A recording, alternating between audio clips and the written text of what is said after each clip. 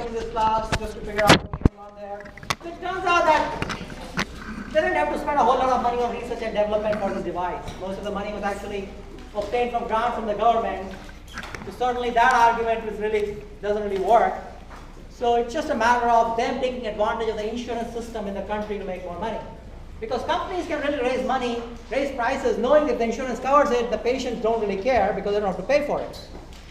And so that way they can easily make more money because companies are not, so that's the important part, that the companies or even the government cannot negotiate the prices. So you have to really pay it. But of course in this case, there's a lot of public opinion against it. So they're coming up with this generic version, which I think should be identical to the real one, for about half the price. But again, it's just a way of trying to maximize their revenue. The CEO last year got paid, I think, about $30 to $15 million. So clearly this is not a company that doesn't have enough money. So anyway, I thought since we discussed this, I should read a little bit about it and let you know what I found out. Okay. Any other interesting story for today?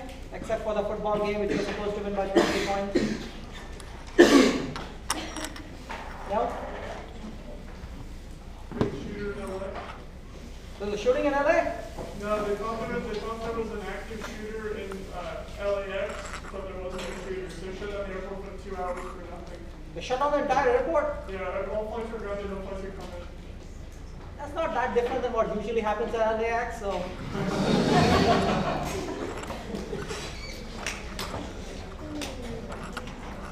It's not as good to start the class with laughter, right? Okay, does anybody have any questions about? So I'm going to upload some sort of a homework to cover the topics that we have been covering. But as I told you, I'm not going to ask you to submit the results, your homework to me. I do recommend that you do the homework and then compare your solutions with the solutions that will be posted online. And then I'm going to have a quiz sometime next week, maybe Monday. Somebody good with that? Labor Day. Oh, Labor Day. Yeah, let's have it on Monday. Yeah, sure. Let's have it Monday. Monday is good, actually. Let's have it on Monday. You'll be all here? Since I'm great on the curve, in some sense, if not everybody shows up for the quiz, it's like the quiz never happened.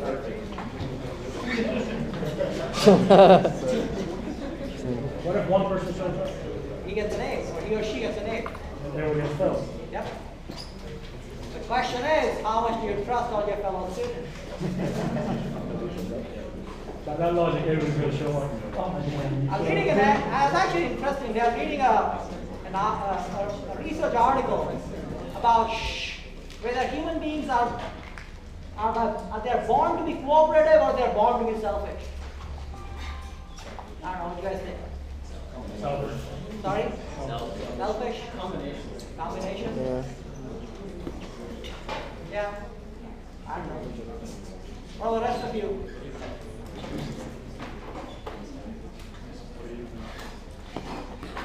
I don't know, I kind of go with, we are both. How many of you know Blasius? You all know what is Pascal's law, right? Pascal's law? Fluid mechanics law where if you exert a pressure, pressure is exerted equally in all directions. Yeah? The guy who gave up this law is called Blasius Pascal. He was a very interesting guy. He's actually very religious. So anybody here who's a lot into Christianity should know who Blasius Pascal is, because he was arguing for the existence of God. And his argument was that all of us are capable of extreme evil and extreme good. And he said there is no rational explanation for how the same person could do such diverse set of things. And he said the only explanation he can come up with is the presence of God, because there is good and there is evil inherent in all of us. And so that was his argument. There are such immense contradictions in all of us. And the only way to resolve those. Now, I'm not arguing for it. I'm not stating what God. Yeah, go ahead. Wasn't Pascal also disliked by religious people because of Pascal's wager? They did that if you don't believe, you should pretend to. Yeah, So even if you do what? Okay. Pascal's wager is that if there is heaven and you don't believe, then you're screwed. If you do believe that there isn't heaven, no harm done. So you should believe anyway, just in case. Right, but then he's not really expressing his opinion, right? He's just telling you what is the safer way to go about it. But he, in his mind, at least thought that this is a proof that God exists. I'm not saying if this is a proof or not. But it is kind of interesting that all of us are, so I agree with you, that all of us are capable of extreme good and extreme evil. Partly how, I think, even the evil people, if you go back in time and if you try to figure out if they were raised slightly differently, could they have been good? I think yes, or sort of yes, in my opinion. Also, all of us in our life, I think we do evil stuff and we do good stuff. Hopefully the average is somewhat good. Do you think that, this is kind of like a weird off question, but do you think that the economy is better because of the less evil thing? Probably. Probably. No, you don't think so? No. If you look at the history of Latin America, how political changes have affected it, I would say no. Because I guess in some sense you could argue that people who want money will always need more money because there's no absolute for it. Right. All right. Sorry? It also depends on how you make money. Yeah. Yes? They did a study on like the threshold of happiness based on how much money you made, and it showed like across all income like distributions that people wanted 10% more than they already made, and they said that that amount of money would make them happy. So their argument was that people would never be happy until they got just a little bit more, just a little bit more, and that like money is not what can satisfy. I think everything that you say I agree with except the 10% thing. I think everybody wants 50% more. 10% doesn't do anything.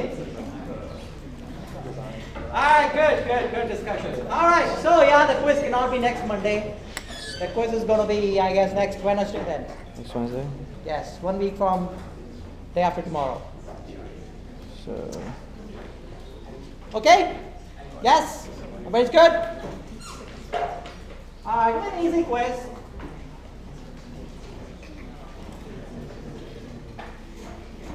But before that, I'll put some sort of a homework and the solutions with it, so that will hopefully help you prepare for the quiz.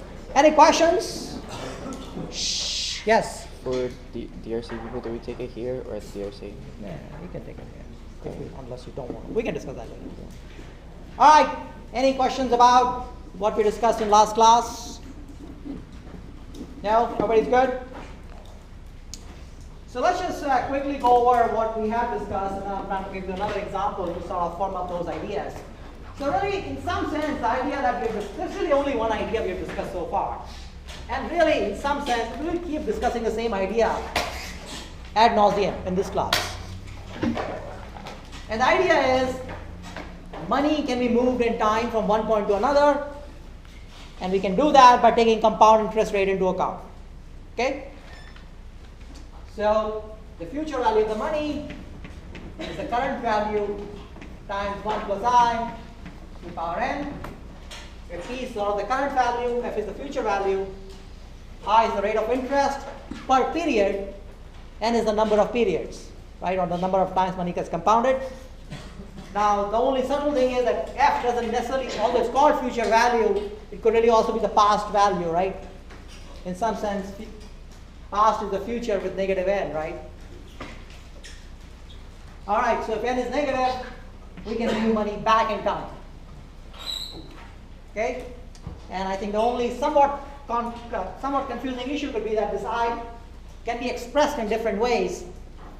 I can either just give you the rate of interest per period, which would directly be I. I can give you the nominal rate. If I give you the nominal rate, how will you get I from there? Divide by M, and what is M? Number of periods in a year, very good. Or if I give you I effective, how are you going to get I? Sorry? Why would we? Very good. You don't need to, because then you can just replace I by I effective, and then N becomes number of years, right? Because if I give you I effective, you can automatically assume that money is compounded annually, even if it's not, right? Because I've automatically taken that into account by calculating I effective. But if you are just more comfortable working in, some students are just more comfortable working in number of months if money is compounded monthly. So for those of you, you can calculate I from I effective if you know how frequently money gets compounded. And as I said, 1 plus I nominal to the power m, equals to 1 plus I factor, right? Where m is the number of times money gets compounded. So if you really like to work in terms of I per pay period or per period, which I think is somewhat comforting. Sometimes you kind of wonder, well, if money is compounded monthly, how can I talk of yearly, right? So if that bothers you, you can certainly, even if I give you I effective, you can calculate I nominal. Usually I also give you how frequently money is compounded. So in a given problem, even if I give you I effective, I usually will also tell you how frequently money is compounded, even though you don't need that information. Just so that you can get I nominal should you want to. Okay, does it make sense to everybody? If I give you directly I effective, you do not need I nominal. You do not need the I for every period. However, if you just like the idea of knowing things more than you need to, you can certainly calculate that. Okay, because I think I feel more comfortable if I'm told money is compounded monthly. I feel more comfortable compounding it monthly, right, with the correct rate. So you can certainly do it that way. All right, great. And then we talked about a concept called annuity, which is really how most of the payments are structured. If you take a loan, either from a bank or from a dealer or even from your friend, usually when you return the money, you'll return a fixed amount of money month to month. Okay? And that is called annuity A. And you can calculate the future value of the annuity or the principal value of the annuity. We derive formulas for this, but future value basically means if you keep putting money away month by month by month, how much will it be worth after a certain time? An example of this is if you want to save money for your college, if your parents want to save money for your college, right? They have to start putting money in when the kid is very young. Like I have a 5-year-old kid. So let's say that I want to start saving money for him when he turns 5. Okay? So this is 0, which is basically when he's 5 years old. And assuming he goes to college at, what is it, 18? 18. Sorry? 18. 18? Okay. So that would be what, 13 years from now, right? So 13 times 12 months. Right? And the question I might ask myself is, how much money do I have to save every month so that when he goes to college, there is enough money available for him to pay his tuition, right? So if you think about it in terms of your cash flow diagram, the first thing I have to, let's say that you make a payment, so this is time 0 means today, and you start making payments. So all these payments are your annuities, right? And when you say 0 means today, usually you make payments at the end of the month, right? At least when you are paying for the house or the loan, because 0 is when you take the loan. You could always say, but if you're saving for your son, it might make sense to also put a payment at time 0. We can do that, but let me first do it like this, and then I can also put a payment there. Does everybody understand why I'm not starting at 0? Because when you borrow money, you usually don't make a payment right away, right? Well, if you do, it's a down payment. So usually you borrow money at time 0, and then you make payments at the end of the month, which is 1, 2, and 3, and 4, 5, right? Yeah. So are you making payments or are you putting money in the bank account? I'm putting money in the bank, which is I'm making the payment to the bank, right? So what you do on month 0? If you're putting money in the bank? I could, but then you will see that you cannot use directly. Okay, let me just actually do it. It's good I do it this way. Because then you will see why you cannot just directly use the formula. So let's say this is time 0, right? Okay, then first tell me how many payments will you have in this case? 10 plus 1. Sorry? 10 plus 1? Yeah, it will be 13 times 12 plus 1, right? Does that make sense? Cool. Does this make sense to everybody? Okay, so that's the reason I was kind of starting at 1, but that's totally fine. Okay? Now, of course, so now let's say he starts going to college, right? So far everything was on negatives. Now, of course, what I have to do is I have to take money out of the bank and start giving money to him, right? Okay, so now I have to figure out how much money is he going to need. So let's assume it takes about, 4 years to graduate. And let's say he needs some money at the beginning of the year, some money at the end of the year. So he needs some, basically, let's say there are 5 payments. 1, 2, 3. Whose cash flow is that? Is that yours This or is the my bank? cash flow. Or actually yeah, because I'm now Well, in some sense, you could say it's not entirely. This is the cash flow for the account with the bank. So shouldn't the arrows be backwards? Yeah. No, because I'm giving money away, right? So it's negative. Here I got money from the bank. Now, of course, I gave it to my son, so my net cash flow is zero. I'm saying as the bank account, like the account's getting money. As I'm saying, it kind of, the arrows can easily get flipped. It really doesn't matter. The important thing is the net value is always zero, right? So which way you draw arrows almost doesn't matter. You can think of slightly different arguments to drive whichever way you want, okay? And let's say that he needs, I don't know what, 25K? Well, today is 25K, so I guess you probably need at least 50K each year, right? So let's say 50K each year. 50K a year? No? Sorry? Yeah, if you go to Harvard, Damn, yeah, what the hell? I wish. Come on, inflation. in-state tuition's still like, what, like 5K maybe? Yeah, what are you talking about? Okay. Okay, let's go down. 30K? All right, let's put 30K.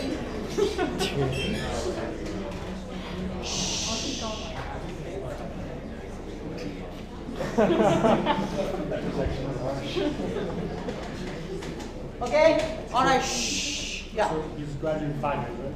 Yeah, and I'm going to give money year by year. Okay? I'm just trying to make this problem somewhat more interesting than just straightforward problem. Okay? So here, it's each year. Here was each month. Okay?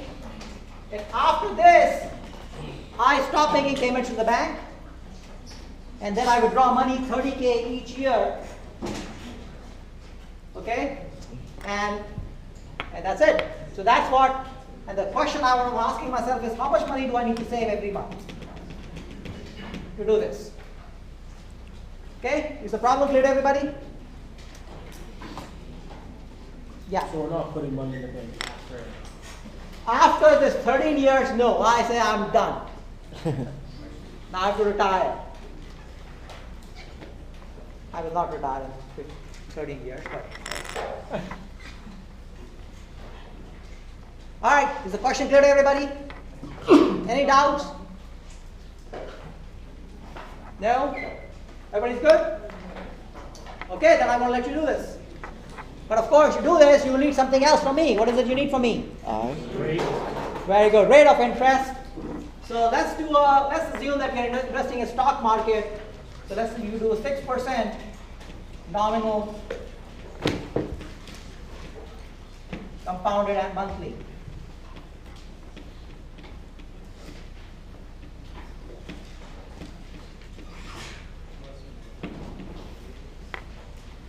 Yeah. Do you actually interest in this mean of reaching the 5 payouts? Where you see? It really doesn't matter when you calculate point, but yes, the remaining money obviously keeps generating interest because you haven't taken it all out, right? So yeah, the rest of the money that is still in the bank will generate interest at the same rate, yes. You're making 5 payments of $30. That's what we're assuming, that we are paying back in 5 payments of 30,000 each, yeah. That's the assumption. Yearly payments every year. Okay? So this is year 1, 2, 3, 4, 5 in years. Whereas this was in months. So the total number of payments are 130 times 12, which is what? 130, I guess 156, so 157. Yeah. The question is that 6%, does that still count after the 13 years? Well, from the remaining amount, yes. Yeah. Any amount that is still in the bank. Still Now, of counts. course, you could take everything out, give him 30K, and then put the rest under the mattress. But you wouldn't want to do that, right? Because then you have no interest. So, yeah. The rest of the money should still generate interest. Now, please think about how you're going to do it before just starting putting numbers in calculator, okay? Think about exactly how you're going to do the problem before you start doing the problem. And yeah, you can talk to each other.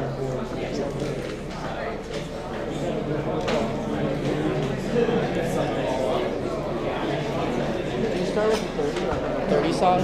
Work your way back.